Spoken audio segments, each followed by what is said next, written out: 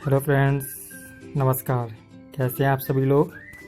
I hope आप सब लोग अच्छे होंगे, घर पर होंगे, सुरक्षित होंगे। चलिए आज हम आप लोगों को बताना चाहते हैं लेट्स लर्न और टीचर एग्ज़ाम पर आप सभी दोस्तों का हार्दिक स्वागत है।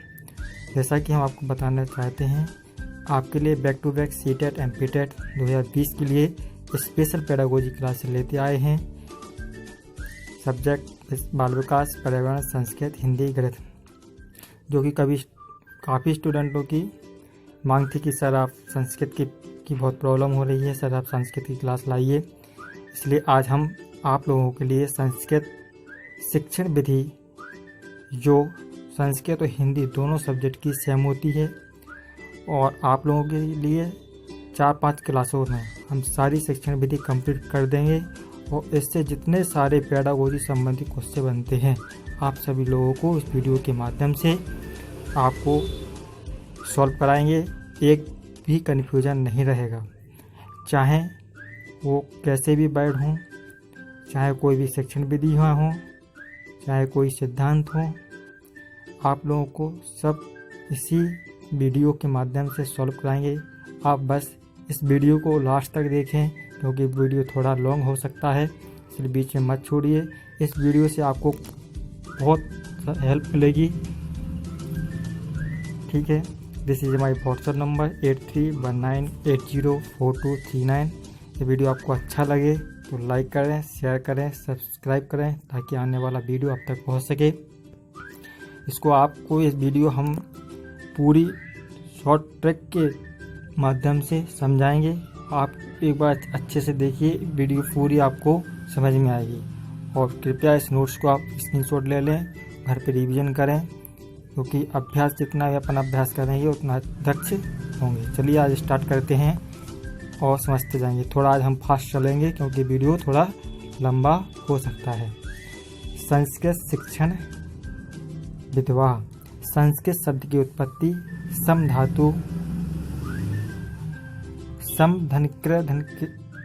सम धातु कृत प्रत्यय से होती है। संस्कृत भाषा विश्व की सबसे प्राचीन भाषा है। संस्कृत कैसी भाषा है? प्राचीन भाषा है। संस्कृत में सम धातु कृत प्रत्यय से बना हुआ है। संस्कृत में कौशल 4 प्रकार के हैं। देखो, कौशल 4 प्रकार के होते हैं, चाहे संस्कृत हो चाहे हिंदी हो। सुनना, बोलना, लिखना, पढ़ना।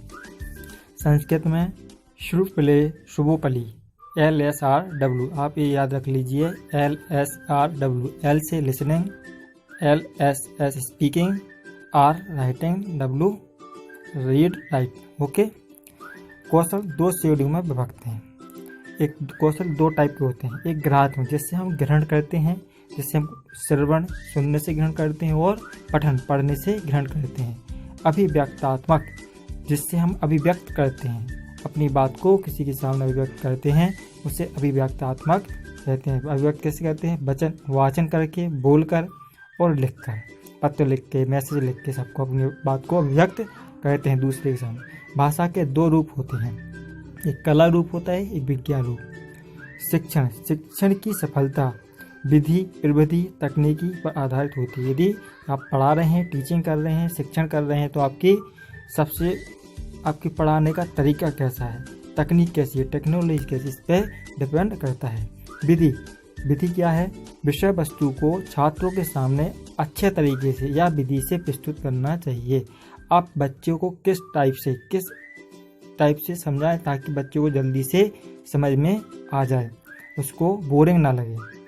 यह पूर्व नियोजित और अपरिवर्तनशील होती है। विधि कैसी होती है? क्वेश्चन आ जाएगा, विधि कैसी होती है? पूर्व नियोजित और अपरिवर्तनशील होती है। पहले से सिलेक्ट कर लिया जाता है कि हमें इस विधि से ऐसी ट्रिक से पढ़ाना है, वो अपरिवर्तनशील होती है। प्रत्यक्ष विधि, हार्वर्ड पंचपदी प्रणाली और पाठ्य पुस्तक विधि, ये विधियाँ हैं।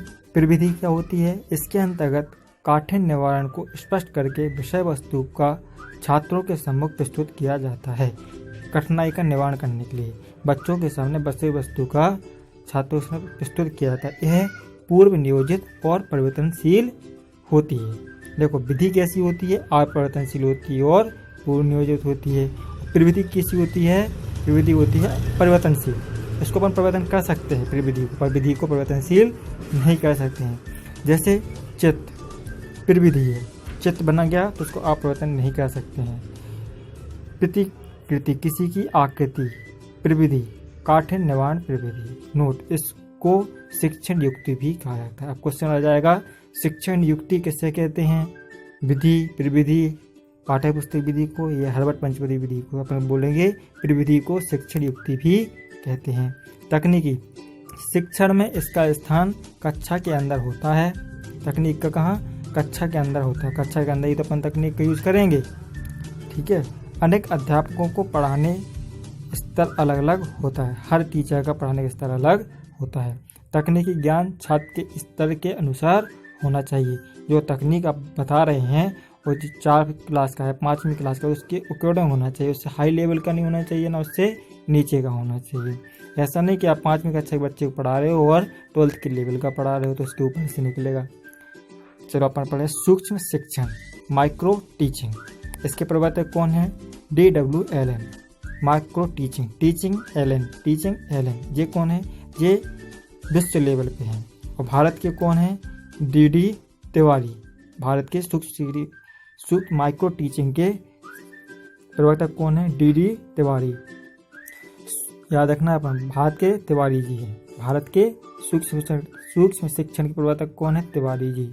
और अगर देखो ऑप्शन में आपको एलन दे रहे हैं तो एलन लगाना है, यदि तिवारी जी दे रहे हैं तो तिवारी जी को लगाना है, ठीक है। दोनों एक साथ नहीं देगा, दोनों एक साथ देगा तो उसमें पूछेगा भारत के सूक्ष्म शिक्षण के प्रवर्तक कौन है? तो D.D. तिवारी जी हैं। सूक्ष्म शिक्षण को प्रकाशन में लाने वाली पासी तथा साय थी। सूक्ष्म शिक्षण है जो उसको प्रकाशन में पासी तथा साय लाई थी 1974 में।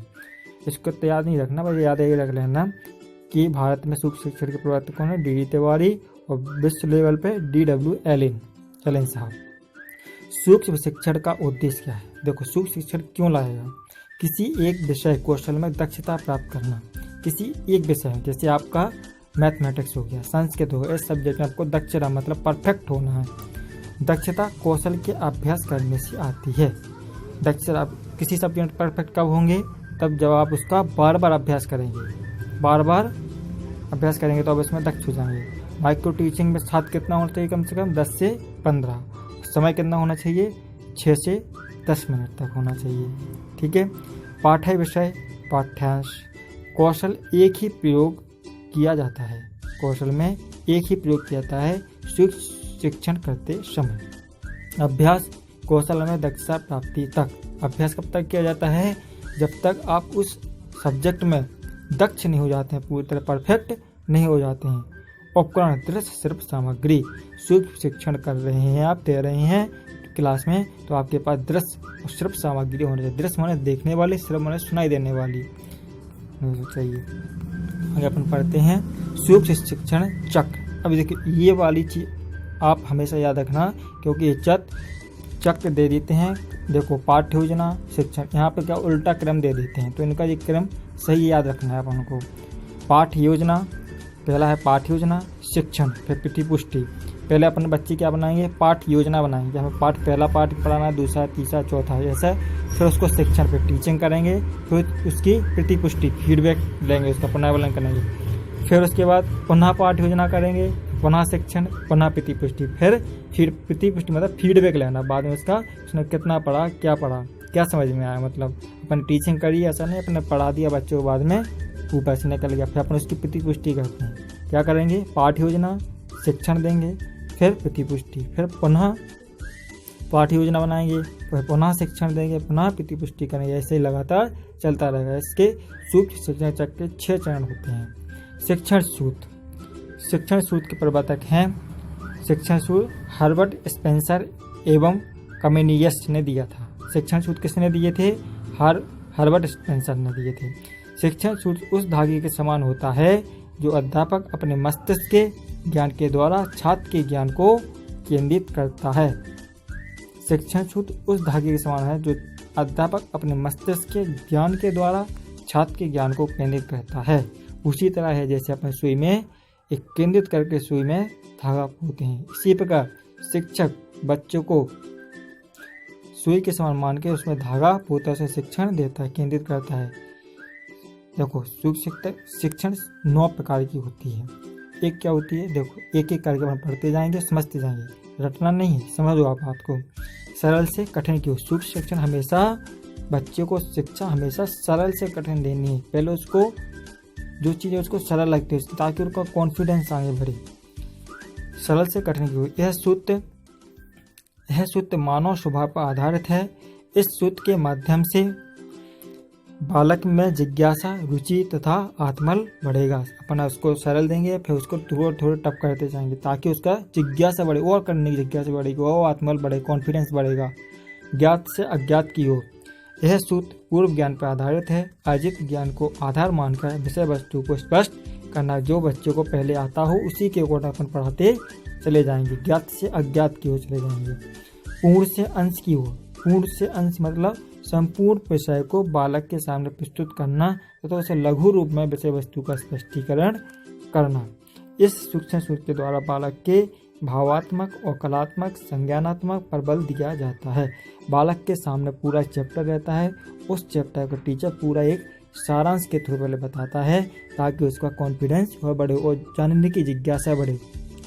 ठीक है, एक कहानी है तो उसने बताया कि बंदर कहानी है, बंदर को खाना डालते हैं, फिर उसको नचाने के लिए ले जाते हैं मदारी लोग।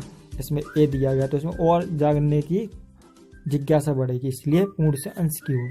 विशिष्ट से सामान्य की ओर। विशिष्ट का अर्थ होता है उदाहरण तथा सामान्य का अर्थ है नियम। पहले बच्चों को उदाहरण देंगे, किसी चीज़ को पढ़ाने से पहले उसको उदाहरण देंगे, फिर उसका नियम बताएंगे। जैसे आगमन विधि और निगमन विधि आपको सब बताएं। आगमन विधि के प्रवर्तक कौन है, निगमन विधि के प्रवर्तक कौन है, आप धीरे धीरे पढ़ते चलिए, आपको सारी डिटेल बताएंगे। विशिष्ट का अर्थ उदाहरण तथा सामान्य का अर्थ नियम होता है। इसमें अध्यापक बालक के समक्ष पहले उदाहरण प्रस्तुत करेगा। यह आगमन विधि का दूसरा रूप है। सामान्य से विशिष्ट की ओर। इसमें अध्यापक बालक के समक्ष पहले नियम प्रस्तुत करेगा। सामान्य से विशिष्ट की ओर। सामान्य से पहले क्या होता है, सबसे पहले बच्चे के सामने नियम दिया जाएगा, फिर उसके बाद उसका उदाहरण दिया जाएगा। यह निगमन विधि का दूसरा रूप होता है। प्रत्यक्ष से अप्रत्यक्ष की ओर। इस शिक्षण सूत्र के दूसरा नाम मूर्त से अमूर्त की ओर भी कह सकते हैं। मूर्त मतलब जो प्रत्यक्ष तुम्हें सामने रखी है बच्चे की, उसके बारे में जानना। और प्रत्यक्ष मतलब अमूर्त। अमूर्त वस्तु बच्चों में जिज्ञासा कब आती है, कब आती है अमूर्त जिज्ञासा? जब बच्चा कब कितना 11 से 15 वर्ष की, जीन प्यार जी के अनुसार 11 से 15 वर्ष का बच्चा अमूर्त संक्रिया करने लगता है। विश्लेषण से संश्लेषण की ओर। इस शिक्षण सूत्र में अध्यापक छात्र को विस्तृत ज्ञान के आधार पर तथा सीमित ज्ञान के आधार पर विषय वस्तु का स्पष्टीकरण करता है।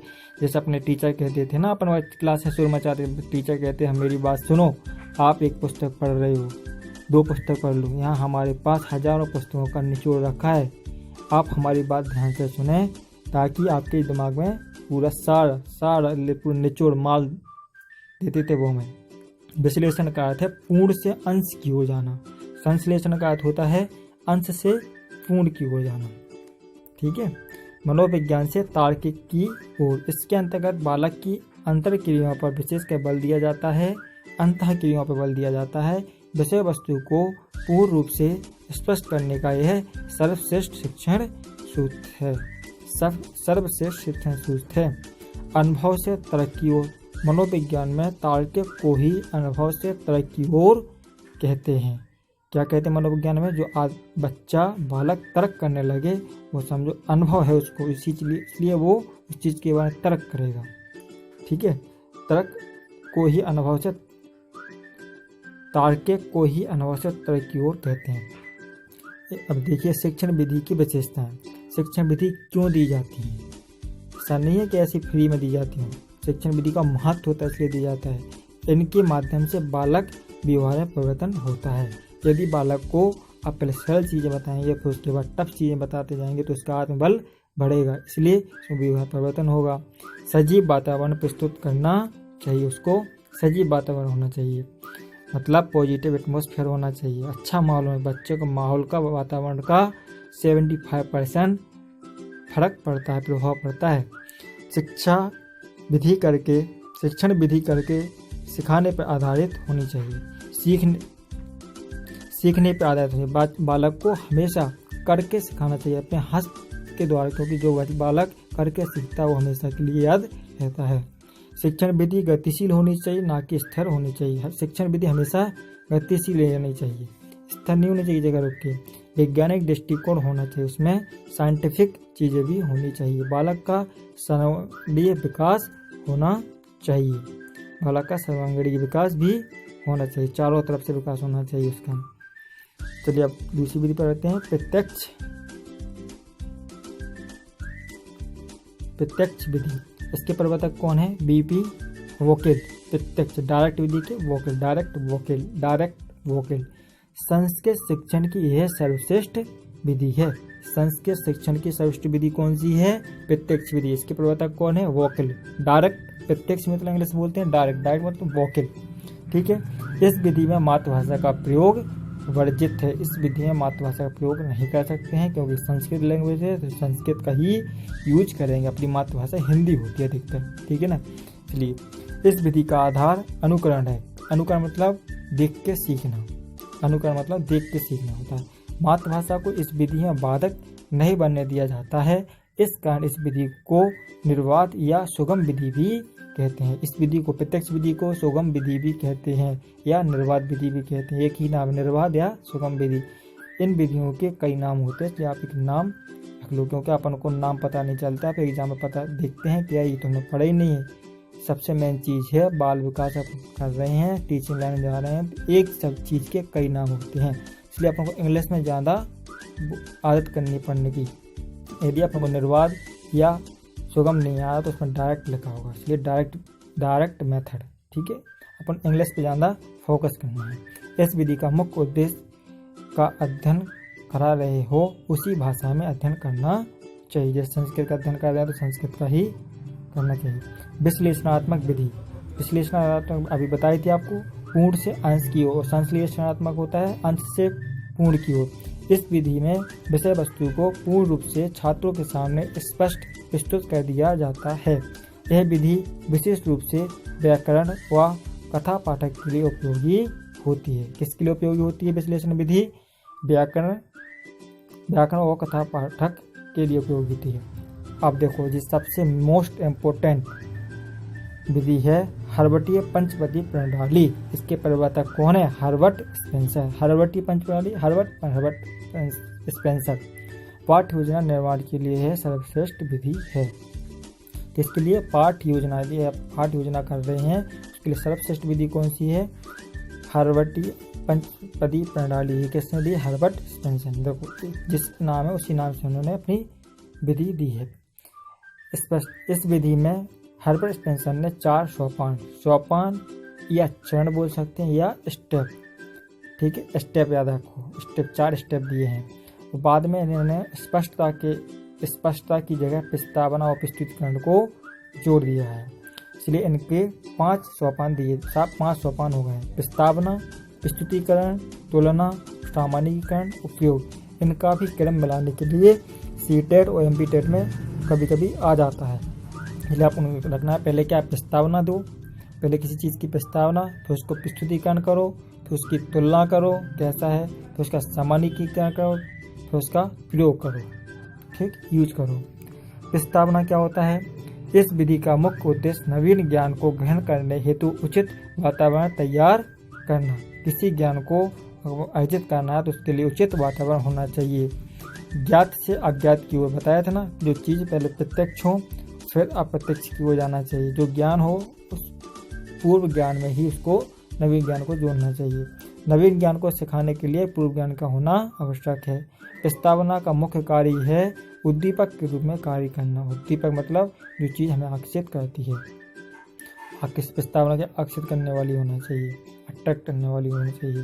प्रस्तुतिकरण, इस विधि में विषय वस्तु को पूर्ण रूप से छात्रों के सामने स्पष्ट प्रस्तुत किया जाता है, ठीक है, छात्रों के सामने स्पष्ट किया जाता है। इसमें काठिन्य निवारण, आदर्श वाचन, अनुकरण वाचन, व्याख्या, अशुद्धि, संशोधन आदि है, ठीक है।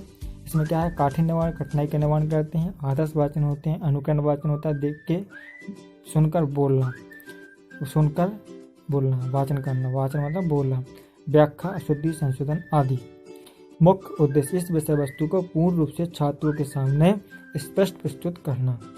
ठीक है, मुख्य उद्देश्य है तुलना। इसका मुख्य उद्देश्य विषय वस्तु को स्पष्ट करना। इसमें काठिन्य निवारण, मौन वाचन, व्याख्या आदि। काठिन्य निवारण, मौन वाचन मतलब अंदर अंदर बोलना, फिर उसकी व्याख्या करना होता है। सामान्यीकरण, इसका मुख्य उद्देश्य विषय वस्तु को सार रूप में स्पष्ट करना, सार के रूप में स्पष्ट करना है। इसमें बोध प्रश्न, अभ्यास प्रश्न, विचार विश्लेषणात्मक प्रश्न आदि हैं। ठीक है, इसमें बोध प्रश्न हैं और अभ्यास प्रश्न भी हैं और विचार विश्लेषण मतलब विचार करके। ठीक, गद्य पद में इसे अध्यापक कथन कहा जाता है। किसको अध्यापक कथन कहा जाता है? हार्वर्ड पंचपदी प्रणाली को व्याकरण में नियमित को अध्यापक कथन कहा जाता है। सामान्यीकरण में आता है। व्याकरण में नियमीकरण कहा जाता है। सामान्यीकरण को व्याकरण में क्या कहा जाता है? नियमितीकरण और नियमीकरण कहा जाता है। प्रयोग, इसका मुख्य उद्देश्य छात्रों के लिए किए गए ज्ञान को स्थायी होना, क्योंकि जो बच्चा करके सीखता है वो उसका ज्ञान स्थायी होता है। यदि आप इसको हैंड राइटिंग के द्वारा अपने हाथ से खुद लिखेंगे और पढ़ेंगे तो आपको ज़्यादा बेटर आएगा हमारी अपेक्षा, सुनने की अपेक्षा। सुनते जाएं, लिखते जाएं और पढ़ते जाएं तो ज़्यादा, क्योंकि आप खुद कर रहे हैं ना हाथ से, इसलिए ज़्यादा आपको समझ में आएगा और ज़्यादा टाइम तक आपके पास रहेगा। इसमें अधिगम का व्यवहारीकरण किया जाता है अर्थात नव अर्जित ज्ञान को व्यवहार में लाना। इसमें गृह कार्य, मूल्यांकन, प्रश्न, इसमें क्या कहते हैं? जो देखो इसमें अधिगम का व्यवहारीकरण कहते हैं। यदि आपको कोई चीज़ पहले पढ़ा दी है, अब उसको आपने व्यवहार में लाएंगे, उसको होमवर्क देंगे बच्चों को, फिर उसका मूल्यांकन करेंगे, फिर उसका पुनरावृत्ति प्रश्न करेंगे। आपने क्वेश्चन घर के लिए दिए, उसने कर पाया नहीं कर, उसका मूल्यांकन करेंगे, फिर मूल्यांकन में आपको पता चलेगा उसने नहीं कर पाया, फिर आप पुनरावृत्ति करेंगे, फिर से देंगे। मूल्यांकन विधि, छात्र के स्थायी ज्ञान को परखने के लिए यह विधि काम में ली जाती है। छात्र का स्थायी ज्ञान मतलब उसको ज्ञान हुआ या नहीं हुआ। और ज्ञान होगा तो आपका वो होमवर्क कर लेगा, नहीं हुआ होगा तो नहीं कर पाएगा। कितना कर पाया? 100% में से 40%, 50, 60 वो आपको ज्ञात हो जाएगा। फिर आप उसका फिर से करेंगे, पुनरावृत्ति करेंगे। यह विधि प्रत्येक सोपान के अंत में काम में लाई जाती है। प्रत्येक सोपान हर स्टेप के अंत में लाई जाती है। हर स्टेप के अंत में आप मूल्यांकन कर सकते हैं। यह हार्वर्डीय पंचपदी प्रणाली का विकसित रूप है। ठीक है, इसके माध्यम से ज्ञान की प्रतिपुष्टि होती है। पुनर्वलन का अर्थ प्रतिपुष्टि। प्रतिपुष्टि मतलब फीडबैक लेना। मूल्यांकन का अर्थ होता है निर्णय देना या भावात्मक रूप। मूल्यांकन का मतलब आपको पता चला कि आपके बच्चा ने 100 में से 60 नंबर या 70 नंबर लिए, तो आप उसका निर्णय देंगे आपका बच्चा इतना होशियार, इतना याद किया, इतना पढ़ा।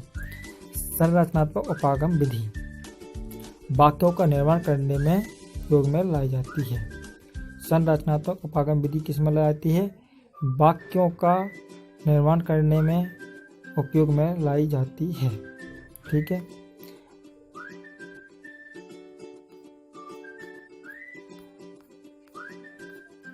चलिए आपको आज एक मोटिवेशनल क्यूट देंगे, जिससे आपको थोड़ा और पढ़ने की जिज्ञासा बढ़ेगी। इस दुनिया में असंभव कुछ भी नहीं। हम वो सब कर सकते हैं जो हम सोच सकते हैं, और हम वो सब सोच सकते हैं जो हम आज तक हमने नहीं किया। ठीक है, जैसे आप लोग कहते हैं ना संस्कृत टफ लगे, संस्कृत टफ लगे। संस्कृत बिल्कुल भी टफ नहीं है, बस हमने क्या किया, उसको पढ़ना छोड़ दिया। आज हम फिर से पढ़ेंगे वो अपने 6वीं 7वीं 8वीं इसलिए बचपन को याद करेंगे। वही सब कुछ है जो हम पढ़ते हैं। बस शिक्षण विधियाँ क्या हैं? जो हम पढ़ते आए हैं, जैसे हम यूज करते हैं पढ़ने में। अभ्यास करते हैं तो हमको अब चीज़ याद होती हैं। नहीं करेंगे तो कल 2 दिन बाद भूल जाएंगे। लगातार अभ्यास करते रहेंगे तो भूल जाएंगे।